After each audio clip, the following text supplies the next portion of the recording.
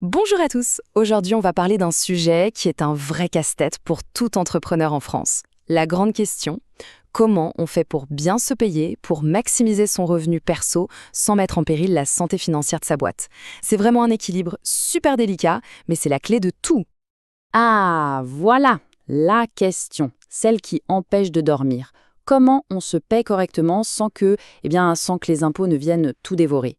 On se donne à fond, on prend tous les risques et à la fin de la journée, on veut juste une récompense qui soit juste, c'est normal.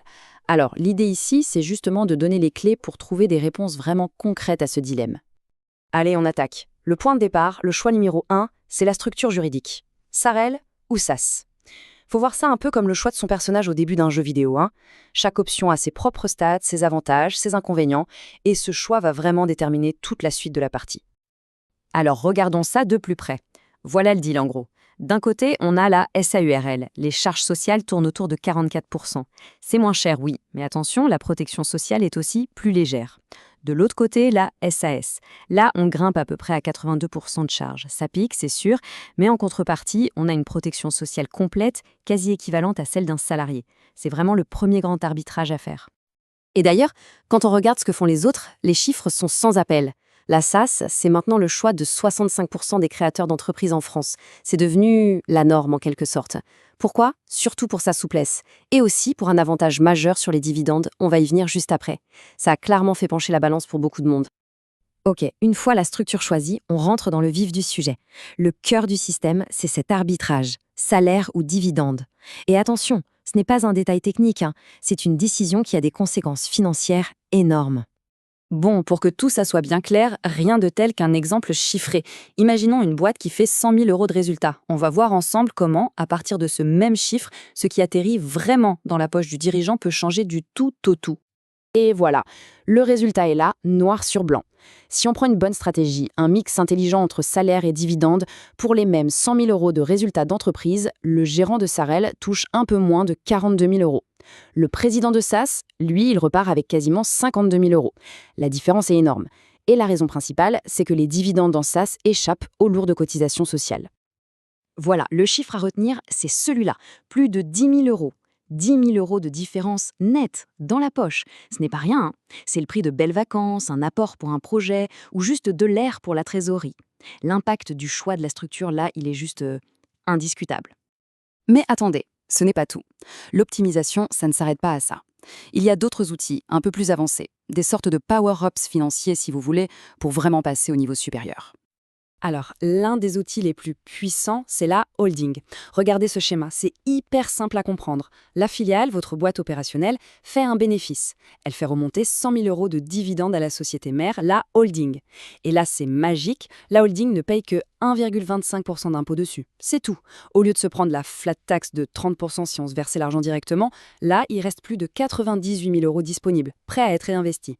C'est un outil de capitalisation absolument incroyable. Et ce n'est pas tout. Il y a d'autres leviers à activer. On a par exemple l'épargne salariale, qui est un super moyen de se verser des primes en payant beaucoup moins de charges. Il y a aussi le fameux PER, le plan d'épargne retraite, qui est top pour préparer ses vieux jours tout en faisant baisser ses impôts maintenant. Et un dernier, un peu moins connu, le compte courant d'associés.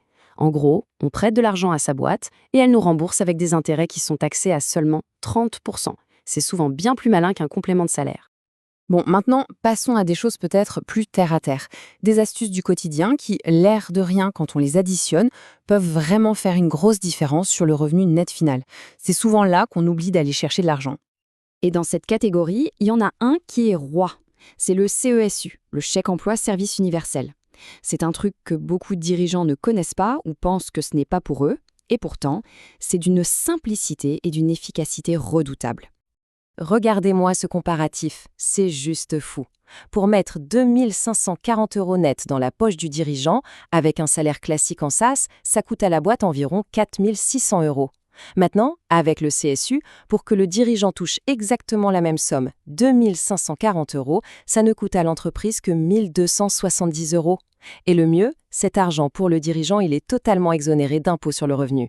On passe d'un coût de 4 600 à 1 270 euros pour le même résultat net dans la poche. L'économie est juste colossale. Bon, on a vu plein d'outils, plein de pièces du puzzle. La question maintenant, c'est comment on assemble tout ça. Évidemment, il n'y a pas une seule recette magique. La stratégie parfaite, elle dépend complètement du stade de vie de l'entreprise. Quand on démarre, en phase de lancement, le mot d'ordre, c'est cash. On garde l'argent dans la boîte pour la faire grandir. Donc, on se verse un salaire minimum, juste de quoi valider ses trimestres de retraite. Ensuite, l'entreprise grandit. Là, en phase de croissance, on commence à jouer avec le mix optimal salaire/dividende. Et on peut mettre en place des choses comme l'épargne salariale. Et enfin, quand l'entreprise est mature, qu'elle génère des bénéfices réguliers, là, on peut vraiment appuyer sur l'accélérateur, maximiser les dividendes, surtout en SaaS, et utiliser des stratégies patrimoniales plus lourdes, comme la holding ou le PER. Et pour vraiment comprendre ce qui est en jeu, cette citation résume tout. Pour un résultat de 150 000 euros, entre la stratégie la mieux pensée et la pire, l'écart peut dépasser 50 000 euros de revenus nets. Par an, 50 000 euros! C'est colossal. C'est de l'argent qui peut soit partir en fumée, soit rester dans la poche du dirigeant ou être réinvesti dans l'entreprise. Et tout ça, ça nous amène à la question finale, la seule qui compte en fait, celle que chaque dirigeant devrait se poser en rentrant chez soi ce soir. Est-ce que ma stratégie actuelle ne laisse pas 50 000, 20 000 ou même 10 000 euros sur la table chaque année? Voilà une question qui, je pense, mérite qu'on s'y attarde. Merci de votre attention.